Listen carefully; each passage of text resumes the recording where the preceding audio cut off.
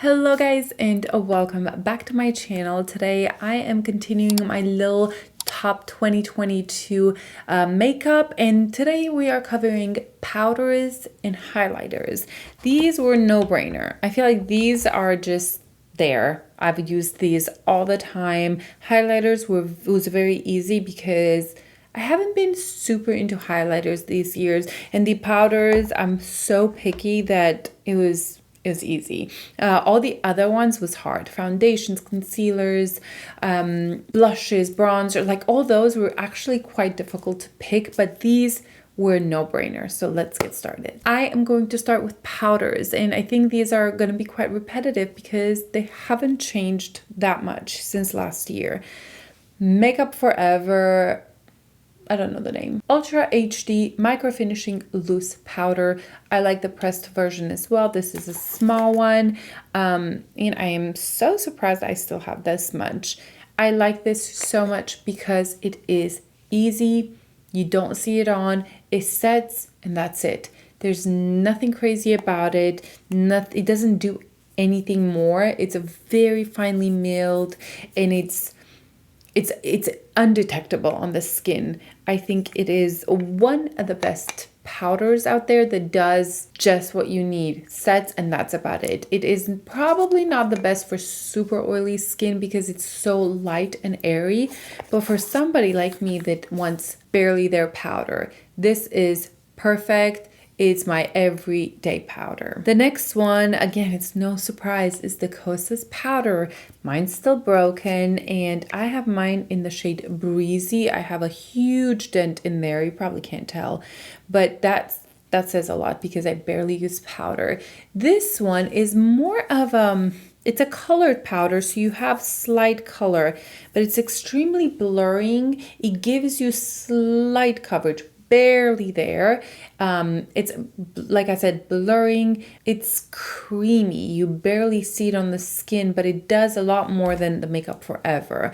Somehow there's slight radiance to it. Like the radiance shows through, but it sets your concealer. This I have talked about so much since I've bought it, and I think I will for a very long time. Yes, I need to get a new one, but it works for now. The next one is another one that's very popular. It's the Charlotte Tilbury Airbrush powder. This is in number 1, and I find this powder to work best as a touch-up. I pack this with me all the time because I just needed to touch up a little bit. It has some coverage to it. It has a blurriness, and you can build on top of it so well, and even on top of other powders, and it doesn't look cakey. It works really well. It smooths, it sets, and you touch up with it so well. It's kind of a no-brainer. I have 2 newer ones in my collection, and I'll have a bonus one, of course.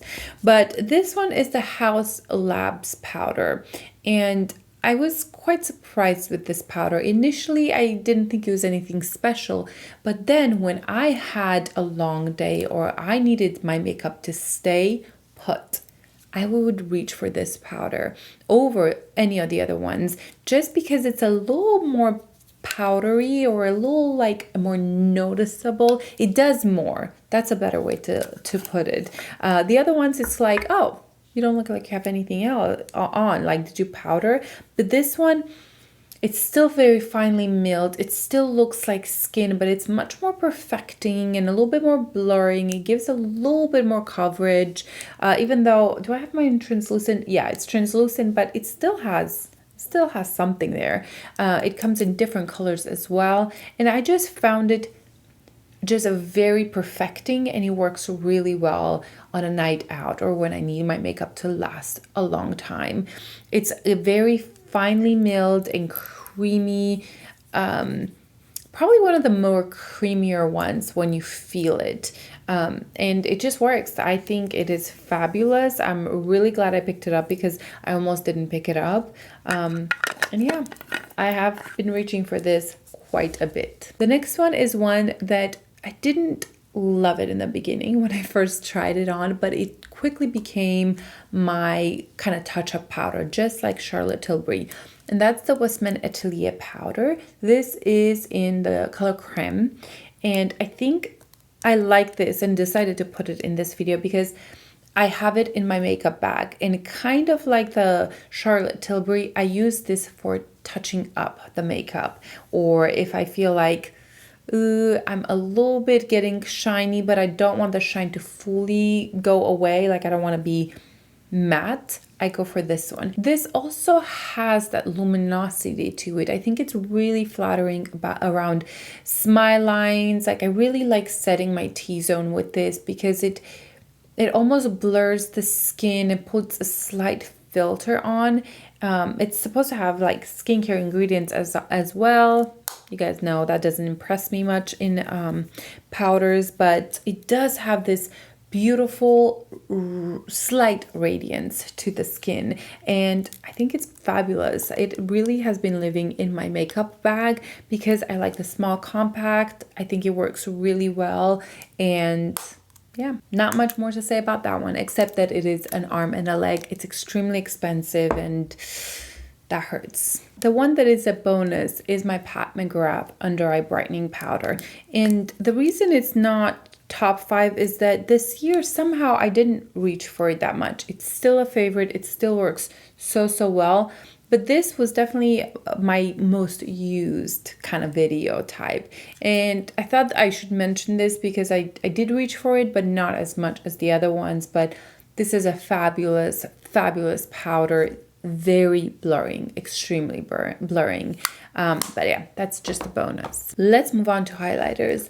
Now the highlighters this year, they just didn't do it for me. I didn't find incredible highlighters that I was just wowed. So I kind of stuck to what I knew. I'm going to start with the Dior one, and this is the Backstage Glow Face Palette in Glitz 02. This is one of is this the only powder highlighter I have here? Yes, it is. It's the only powder highlighter that made it into my top 5 this year and that is most used. Again, I haven't used a ton of highlighter, but this one right here, it is so smooth. It is so blendable, and I always like the way this looks on, and I just reach for it. I reach for it over and over again. I do like these as well. Like I have this one in my inner corner to brighten up. I do like this pink one as well. It's a little bit more slight glittery. I don't even want to say it out loud because it's going to scare people off, but it's not glittery. It's so finely milled, but it's reflective. Maybe that's a better word because it's not. Yeah, it's very finely milled that it's undetectable on the skin, but it gives a really beautiful brightness. This one I use as a blush topper in the summer because it's really pretty. You can also use it on your eyes because it's a soft bronzer topper, in my opinion. It's right there. Even a blush topper would work so well. But somehow I reach for this over and over again. It's the only powder highlighter that I really truly love and reach for. There's these from Charlotte Tilbury as well. I decided not to put face palettes in here just because that would just be too confusing, but I do like these highlighters as well. Next one is one that I've talked so much about last year and the beginning of this year, and I kind of stopped talking about it, but I still wore it all the time. This is the Westman Atelier Peau de Peche. I still use it so much. It is a no-brainer. I think for me, it has become so much like my day-to-day highlighter that I forget to mention it in my videos. But this is a very creamy, it's a little bit darker color highlighter, and I use it kind of like a blush topper / highlighter. Where is it? It's right there. And I don't know how to truly explain this highlighter because people get intimidated by the color, and I get it because I did the same thing. But once you put it on, the reflection that it has and the way it sits on your cheeks is so flattering, so refined, and so brightening at the same time that it just works. It works as a highlighter, blush top, or blush if you want. I definitely use it as a highlighter, and it works. Even the color, it doesn't cast shadows on, and it's fabulous. I think it's so good.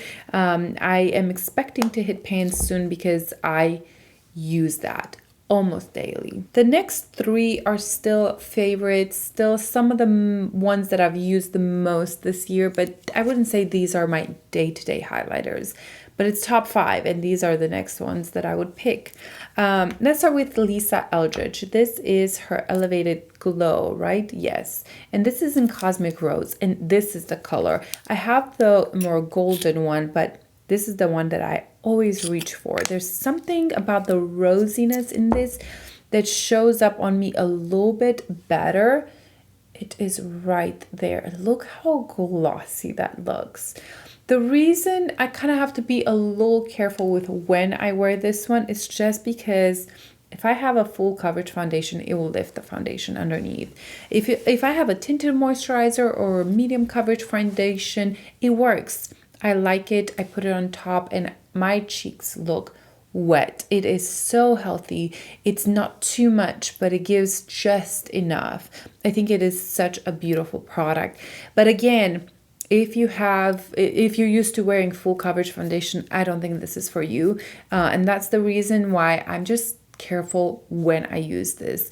But I like it. I've actually used it, more than I thought, because when I picked it up, I was like, oh, wow, it's like all the way down here. And that for a highlighter is a lot.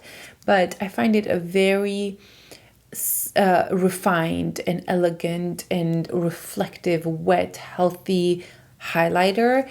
And I think she did a really good job with that. The next two are very similar. This is the Westman Atelier highlighter in Nectar and the Victoria Beckham in Pearl. She just came out with this one this year. Let me clean my hands. So Victoria Beckham is right here, and it is more pearly. It's almost a champagne-y, slight pinky tone. Oh, so beautiful. And then Nectar, I'll swatch it next to it and see if there's any difference on camera. Nectar is right here. It definitely has more of that nectar-y, slight peachy undertone compared to this. This is almost more white and brighter. Now, feel-wise, the Westman Atelier is much more wet feeling, right? It's definitely lighter in texture as well. The Victoria Beckham is creamier and slightly thicker to the touch. None of these lift my foundation underneath. However, I don't go like this. I don't go and swipe it on. I take my finger, I rub it, and I tap it on. Even with full coverage foundation, I can pull this off, no problem. I wanted to put these kind of together because they kind of do similar thing. The Victoria Beckham is just a little brighter, like whiter, but the Westman Atelier is glossier.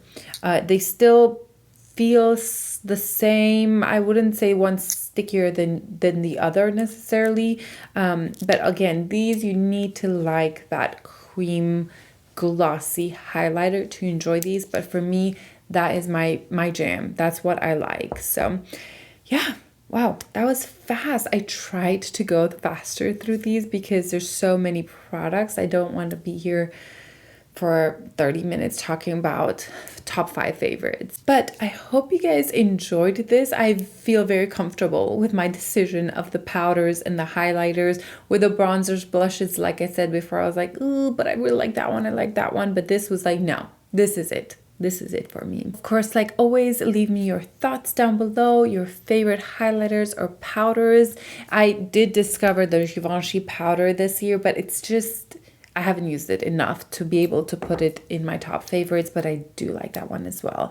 So I hope you guys enjoyed this video. Give it a like, and I will see you in my next video.